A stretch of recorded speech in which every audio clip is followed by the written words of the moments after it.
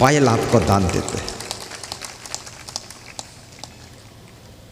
हंसते हंसते उसने दान दिया, लेकिन यदि किसी महिला की पायल पाँव से गिर जाए, भूल से गिर जाए, चुपके से गिर जाए, तो पायल उसकी भी चली गई, खो गई, लेकिन वो दुखी हो जाती है।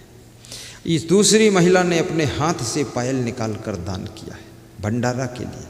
उसको भी पता है कि गुरुजी थोड़े पायल पहनेंगे भंडारा के लिए, तो उसको खुशी है। अपने हाथ से जब तुम दान करते हो तो बहुत खुशी प्राप्त होती है, और वही पैसा जब धोखे से गिर जाता है या कोई तुमको ठग लेता है तब तुम्हारे मन में बहुत दुख होता है। इसलिए पैसा तो किसी के पास हमेशा रहता नहीं है, और हमेशा आदमी भी इस दुनिया में रहता नहीं है। हमेशा किसी के पास में पद अधिकार भी नहीं रहते हैं, सब कुछ परिवर्तन होता रहता है। इसलिए अगर मुख्यमंत्री का पद कभी मिल जाए तो पूरे बिहार प्रदेश को चमकाने की कोशिश करना, क्योंकि परमानेंट मुख्यमंत्री तुम नहीं रह सकते हो, परमानेंट भागलपुर के कलेक्टर नहीं रह सकते हो। अगर डीएम बनने का अवसर भागलपुर में मिल गया तो ये भागलपुर की जाम मुख्यमंत्री और कलेक्टर मिल करके ख़त्म करो। ओवरब्रिज बनवाओ, बाईपास बनवाओ। ये 40 साल से जाम लग रही है, अकल ठिकाने आ जानी चाहिए। बिहार के लोगों को क्या समझ रखा है, इनको देना है तो काला जाम खिला दो, सफ़ेद जाम खिलाओ, ये सड़क की जाम में क्यों फंसाते हो?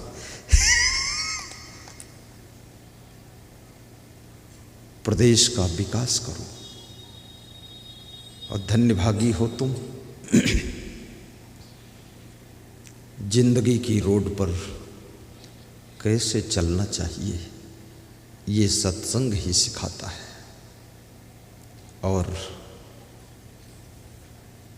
माया मोह कठिन संसारा, यही विचार न काहू बिचारा।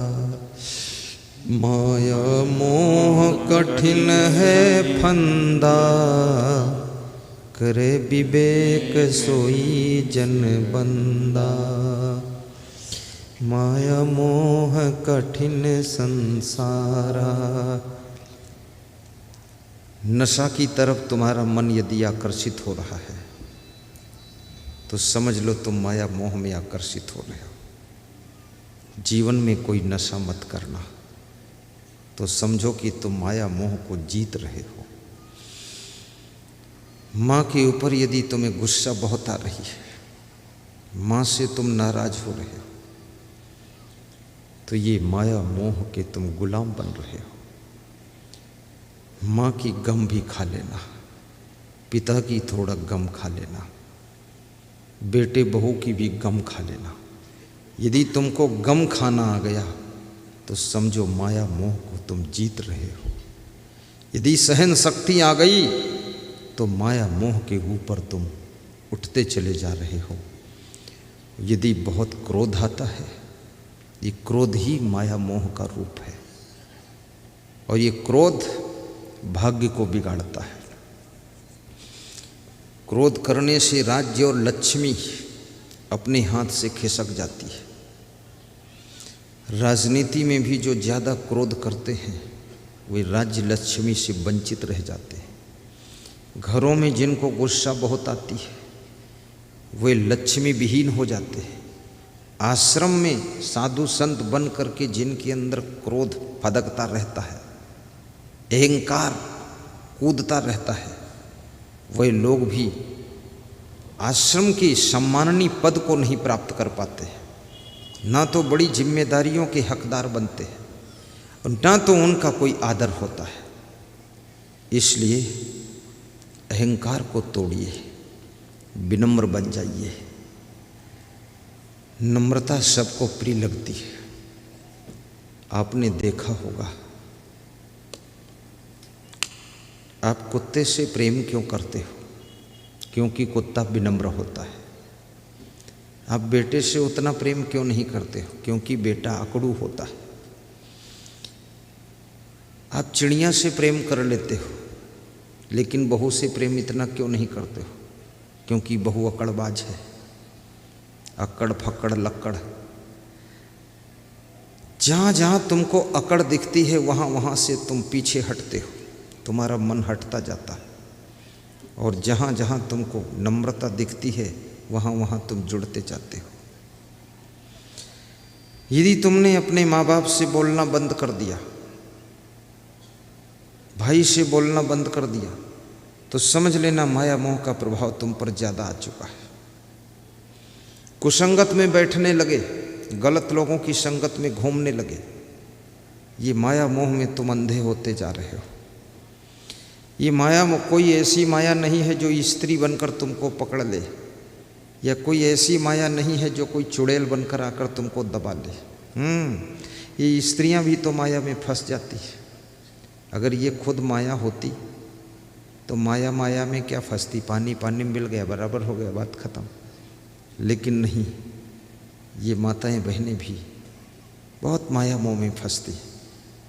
जो सासू बहू लड़ती हैं, टिक टिक टिक टिक किच किच किच किच टिल टिल टिल टिल पिल पिल पिल पिल टक टक टक टक, वो समझो माया मोह में बहुत ज़्यादा फंसी हुई है, जरा सा संतोष नहीं है।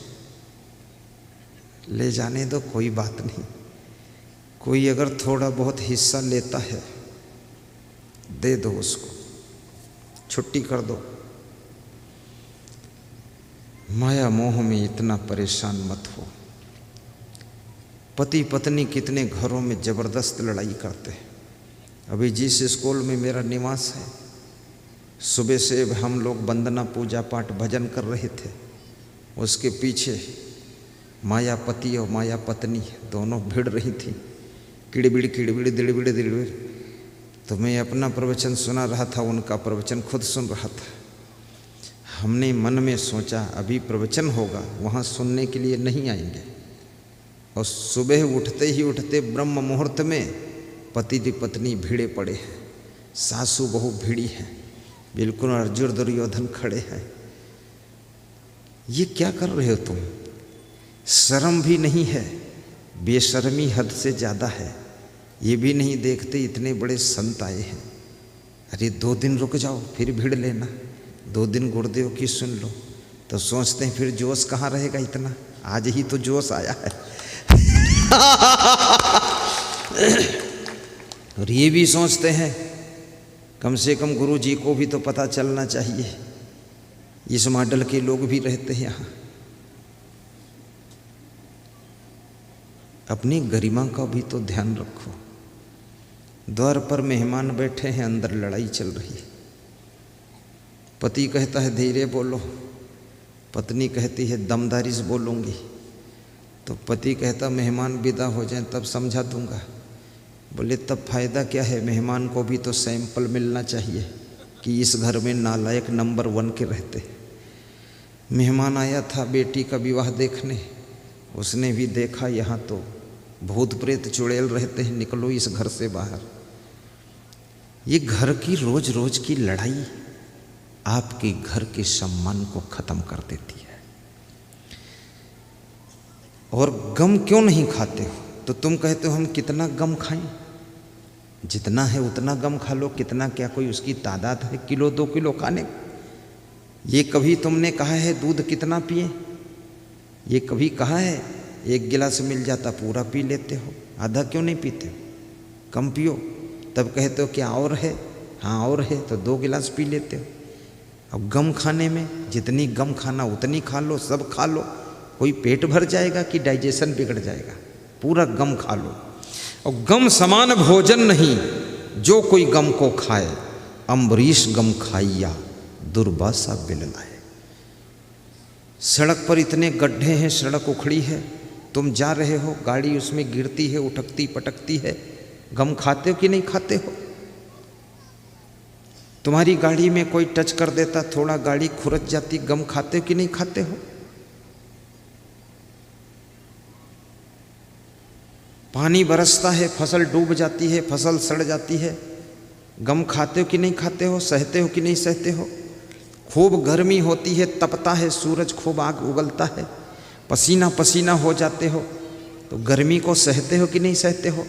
जब गर्मी सह लेते हो, सर्दी सह लेते हो, बरसात सह लेते हो, नुकसान सह लेते हो, हानि सह लेते हो, हर प्रकार की प्रतिकूलता में गम खा लेते हो, सड़क के गड्ढों में भी गम खा लेते हो, और इतना सब दुनिया भर का उपद्रव हो रहा सब गम खा लेते हो, तो तुम वीर पुरुष हो। अपने माता पिता, सास ससुर, भाई बहन, बेटे की भी थोड़ी गम खा लिया करो। गम खाने वालों की दुनिया में बहुत बड़ी इज्जत रहती है, अपना सम्मान बढ़ता है।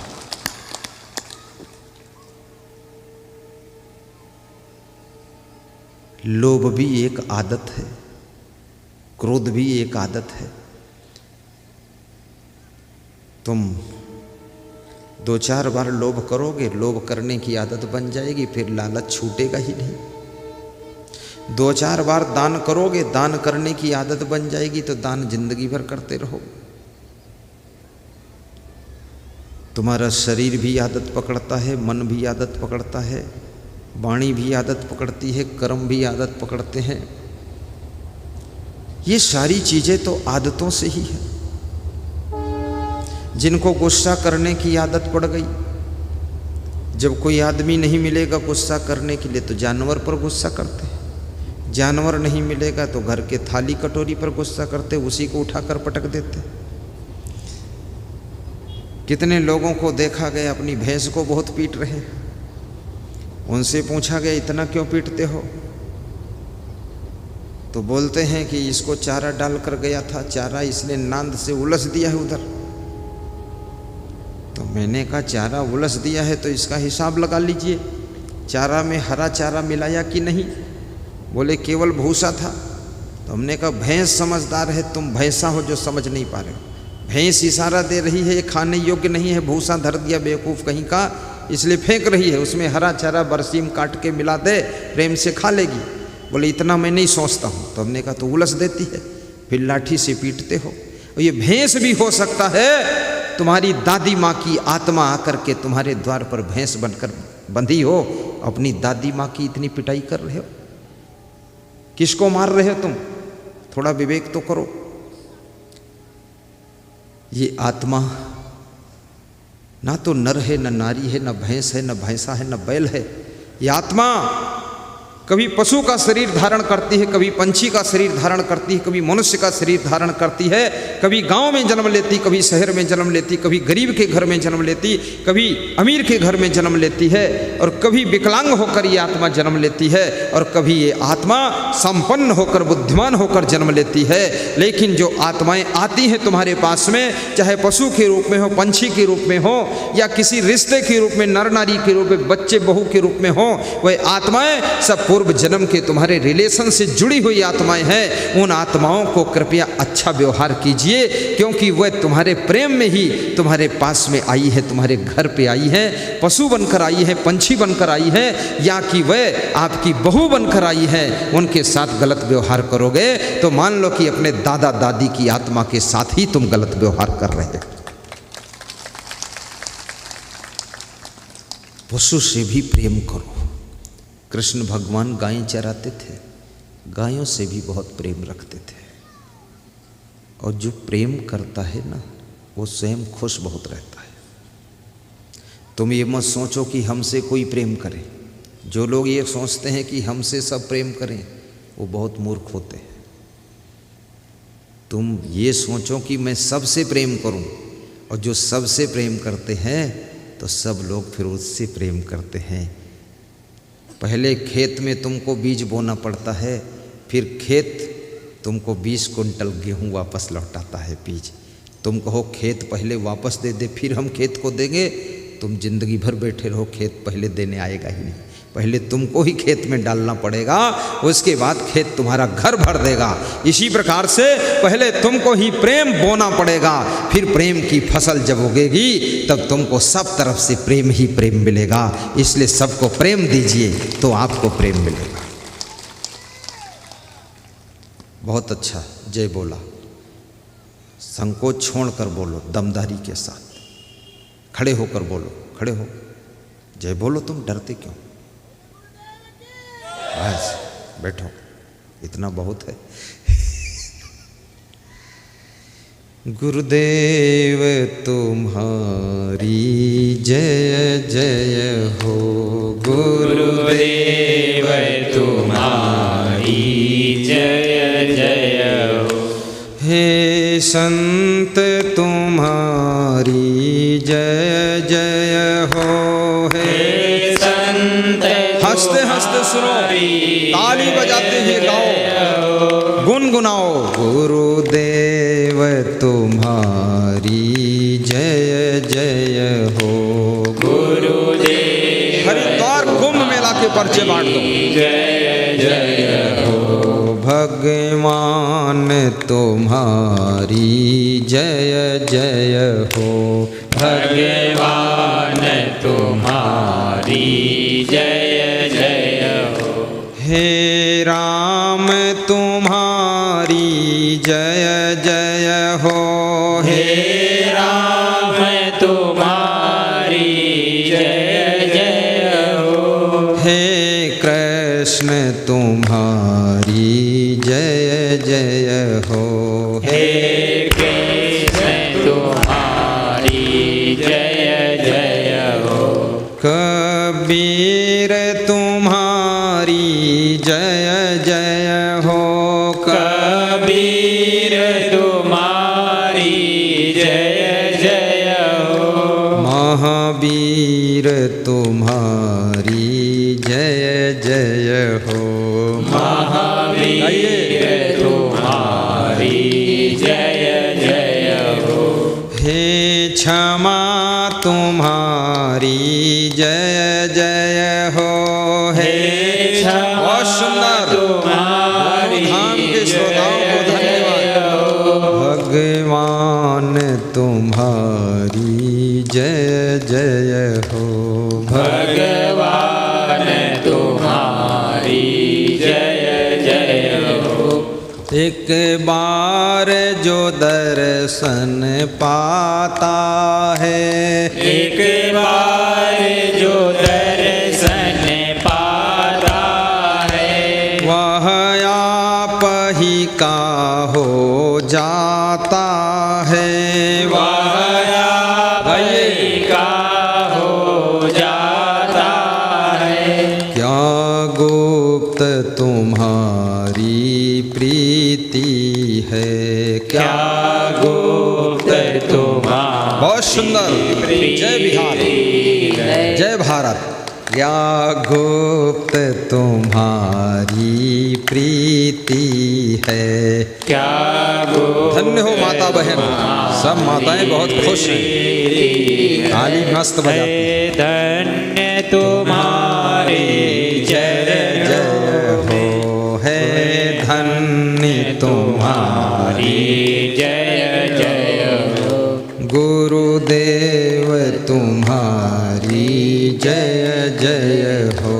गुरुदेव तुम्हारी जय जय हो। बोलिए सद्गुरु भगवान की जय जय जय जय जय जय। अच्छी बात है। बहुत लोग मेरा नाम ही नहीं कह पाते हैं, थोड़ा अटपटा है, तो अपन जय गुरुदेव कह देते। कोई बोलता है मुझे सिंह साहब, हमने कहा चलो कम से कम सियार तो नहीं बनाया है, सिंह बना दिया। नाम है असंग। क्या नाम है? असंग। टफ है, थोड़ा हार्ड है। सत्संग, कुसंग, असंग। असंग का मतलब होता है आ माने आत्मा और संग माने संग। जो अपने आत्मा के गुणों के संग में रह रहा है उसका नाम असंग है। ये बात है।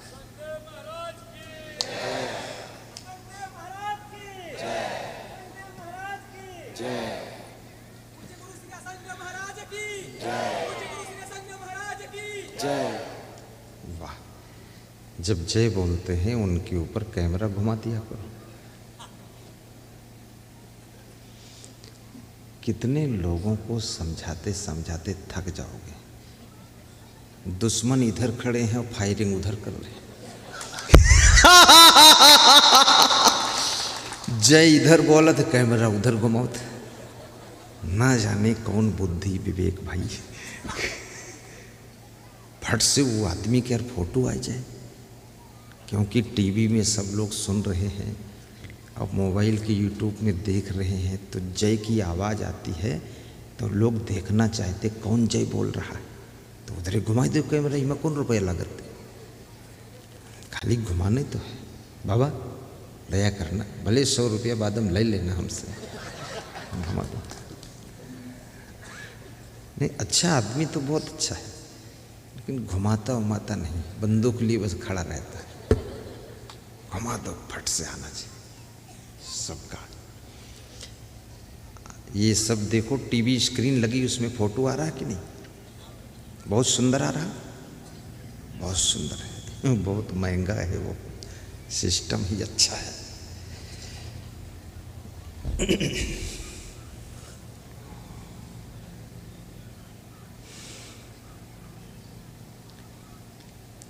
माया और मोह,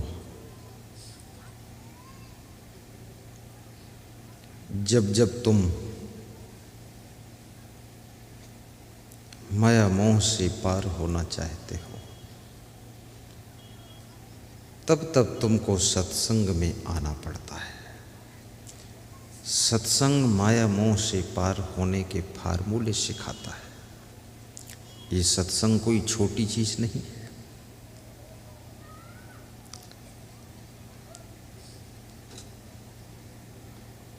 और सत्संग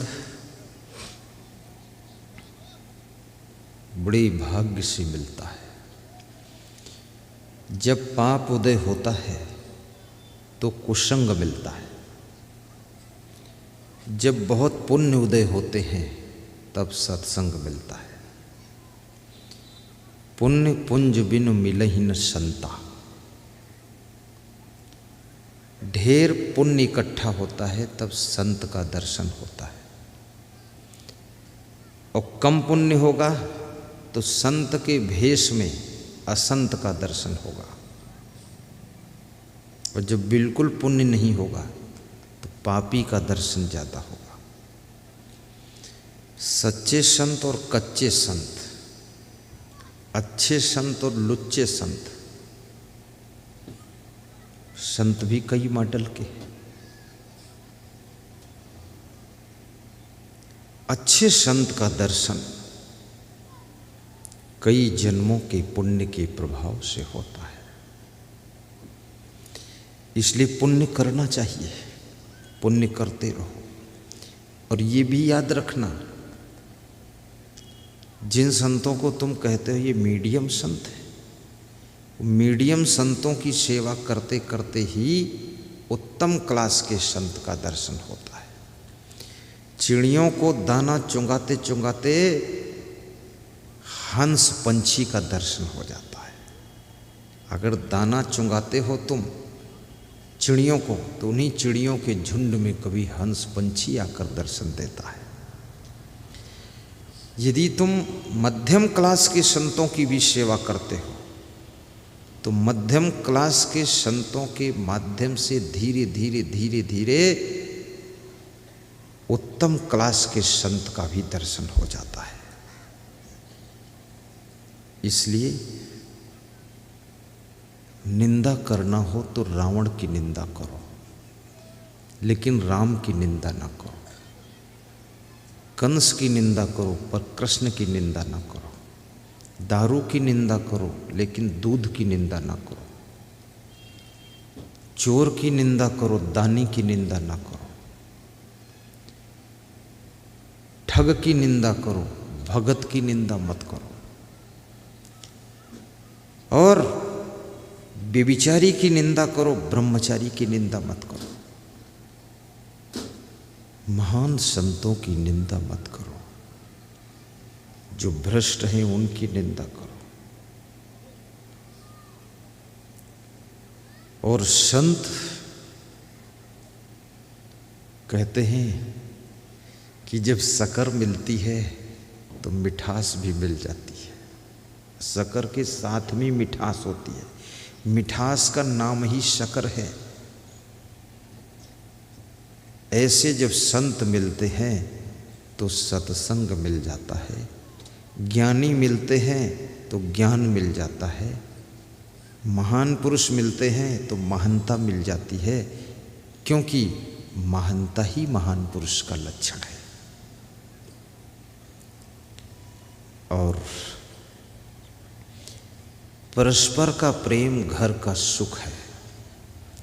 समय पर कार्य करना चिंता मुक्त होने का उपाय है। सभी कार्यों में देर लगाना टेंशन में जीने का तरीका है। समय से पहले तैयारी कर लेना निश्चिंत रहने का उपाय है। जिस दिन से तुम्हारी बेटी जन्म ले, बेटी के नाम से आप ज़्यादा नहीं 20 रुपये रोज निकाल दीजिए।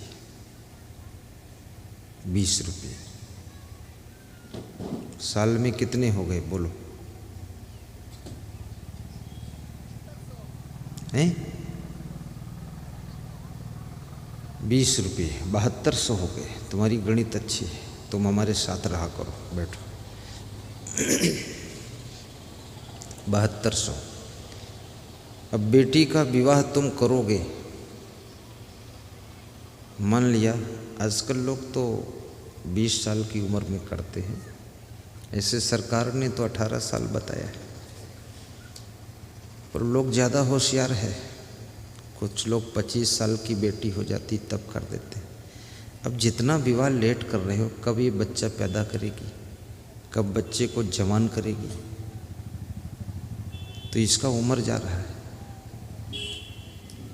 टाइम पर कर दो 18 साल में।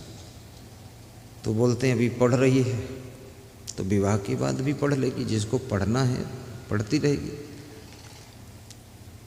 हम संत हो गए, हम अब भी पढ़ रहे हैं। पोस्ट ग्रेजुएट किया हूँ, इकोनॉमिक्स से, अर्थशास्त्र से एमए किया हूँ।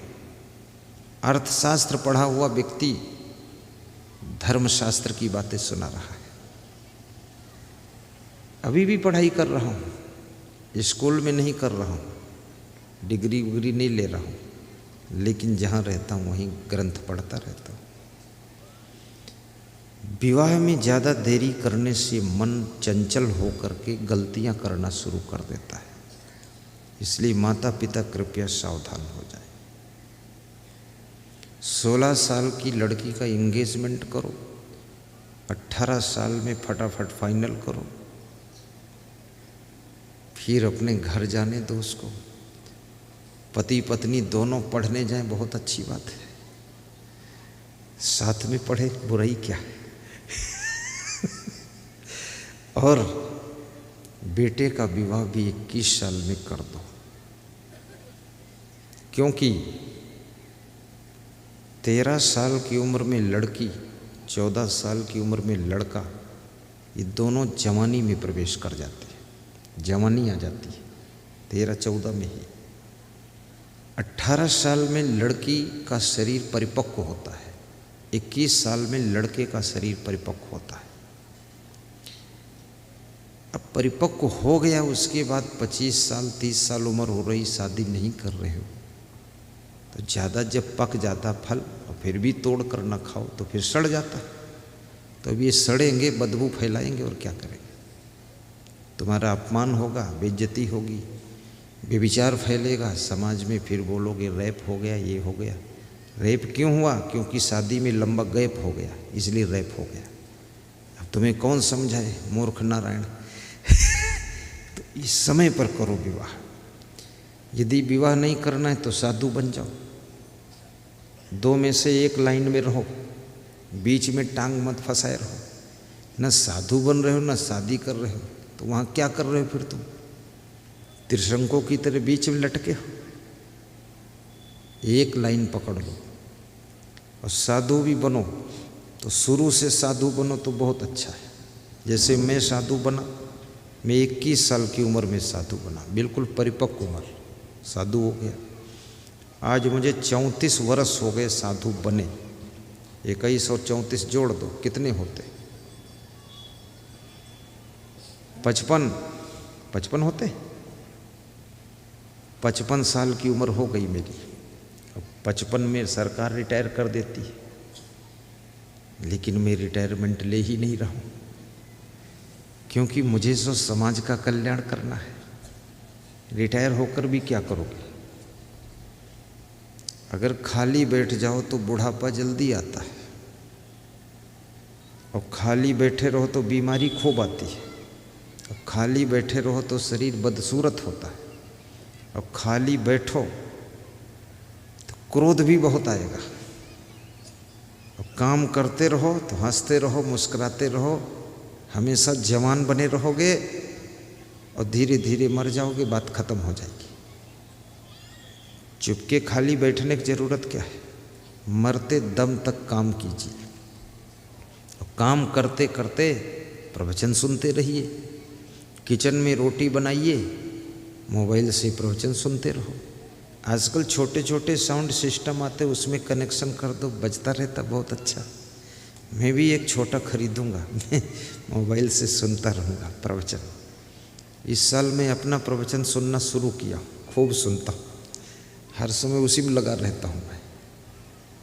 मुझको भी अच्छा लगता है, क्योंकि खीर तुम बनाओ, दूसरे खाएंगे, उनको भी अच्छी लगेगी, तुम भी खाओगे तो भी अच्छी लगेगी। तो प्रवचन जब दूसरों को अच्छा लगता है, हम करते हैं प्रवचन, तो हम भी सुनेंगे, हमको भी तो अच्छा लगेगा, और खुद भी सुनना चाहिए। रजाई सिलने वाले लोग रजाई खुद भी ओढ़ते हैं, गाड़ी बनाने वाले लोग गाड़ी खुद भी बैठते हैं, मकान खुद बनाते हो, खुद रहते हैं, तो हम खुद प्रवचन सुनाएंगे, खुद सुनेंगे भी, ताकि हमारा भी कल्याण हो। अब कोई रजाई बनाता हो, कह दे हम सबको रजाई ओढ़ाएंगे, हम नहीं ओढ़ेंगे, तो ठंड मर जाओगे तुम।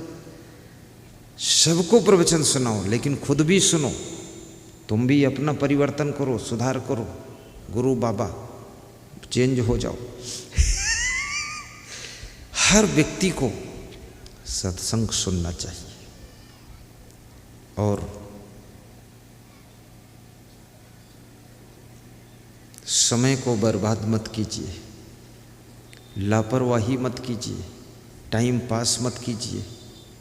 जहाँ रहो लगन से कार्य कीजिए, इंटरेस्ट से कार्य करो, रुचि से कार्य करो।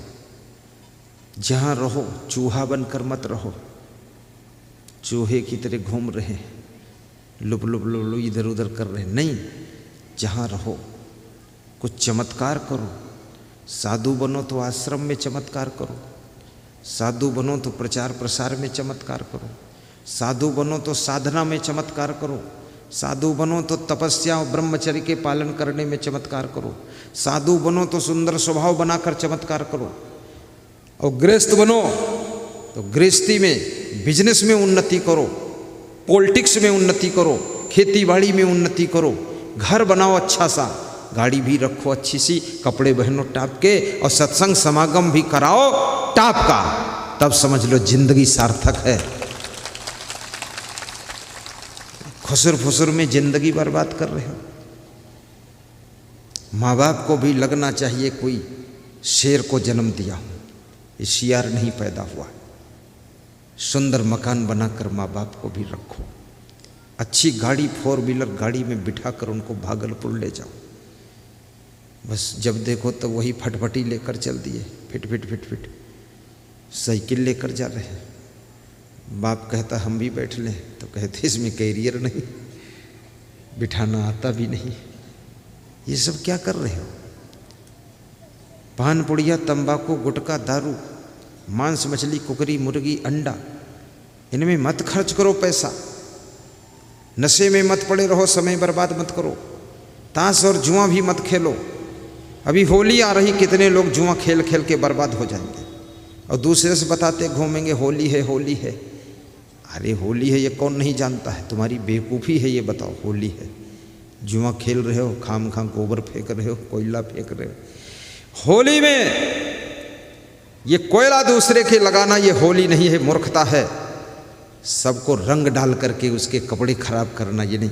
रंग डालना है होली के उत्सव के उपलक्ष्य में भक्ति का रंग डाल दो सबके ऊपर, सत्संग का रंग डाल दो सबके ऊपर, और डालना है तो प्रेम का रंग डाल दो, सेवा का रंग डाल दो, संतोष का रंग डाल दो, अच्छे अच्छे गुणों का रंग डाल दो। ये असली होली है। होली प्रहलाद की है। प्रहलाद बहुत बड़ा भक्त था, और भक्त के नाम की होली में ये गोबर फेंकना ये अज्ञानता है, दारू पीना ये अज्ञानता है, जुआ खेलना अज्ञानता है। होली प्रहलाद की है, और प्रहलाद का मतलब है कि आपके अंदर होली के उपलक्ष्य में भक्ति का जन्म होना चाहिए, भक्ति का रंग फैलना चाहिए, और मांस मछली अंडा नशा शराब बुराइयों को होलिका में भस्म कर देना चाहिए। यही होली का अर्थ होता है। जय जय। हमसे एक भगत कह रहा था, कभी हमारे पास पैसे हो जाएंगे तो आपके साथ होली खेलूंगा। मैं तो घर भी होली फोली नहीं खेलता, फालतू बकवास। और न मेरा कुछ देखने का मन होता। चिड़िया घर देखो, कौवा घर देखो, भैंस घर देखो, अपन घर गिरा पड़ा, दूसरे घर देखत बेवकूफ आदमी। हाँ, कितने लोग चिड़िया घर देखे जाते। अरे अपने घर की दीवार टूटी जा रही, वह चिड़िया घर में क्या बना रहे हो? पहली बात, चिड़िया को पिंजड़े में बंद करना ही पाप है। उसको खुला उड़ने दो, घूमने दो, खाम खा नाटक बनाते। अब चिड़ियाघर देखने में 100 रुपये की टिकट लेते हैं, चिड़ियाघर में कौवा देखत। अरे ऐसे ऐसे कौवा यहाँ बहुत बैठे हो, कौवा उड़ रहा ऊपर। क्या करना कौवा? तुम कोई कम कौवा हो? खुद को देखो कितने कौवा हो। घर में काँव काँव मचाए रहते हो, ये कोई कौवापना कम है? अब उस कौवा क्या देखने गए? तुम्हारा तो घरों भरी कौवा है। नहीं देखना है फालतू चीज़ों को, नहीं सुनना है प्रपंच की बातों को, नहीं करना है वो कार्य जो फालतू हैं, कदम नहीं बढ़ाना उस राह पर जिस पे जाने की जरूरत नहीं है, सोचना नहीं है उन बातों को जिनका कोई मूल्य नहीं है। याद रखना, अपने दिमाग का, आँखों का, कानों का, हाथों का और पैरों का, सारी इंद्रियों का सदुपयोग कीजिए, फिर जिंदगी देखिए। आप ध्रुव प्रहलाद से कम नहीं हो, सिबरी और मीराबाई से कम नहीं हो, और जिंदगी में कुछ भी कम नहीं रहेगा, सब कुछ ठीक रहेगा।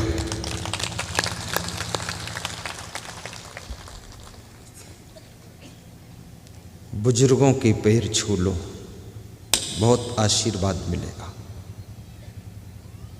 बूढ़ी कमजोर गायों की सेवा करो, दुआएं मिलती है। संतों को वस्त्र दान करने से आशीर्वाद मिलता है। भंडारा करने से बहुत बड़ा पुण्य होता है। हरिद्वार तीर्थ नगरी उत्तराखंड में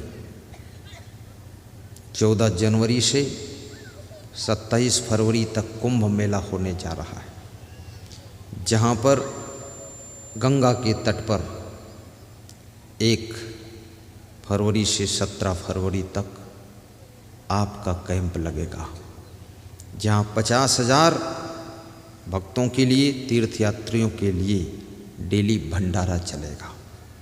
कौन करेगा? आप करेंगे, आप करेंगे, आप करेंगे। और कौन करेगा?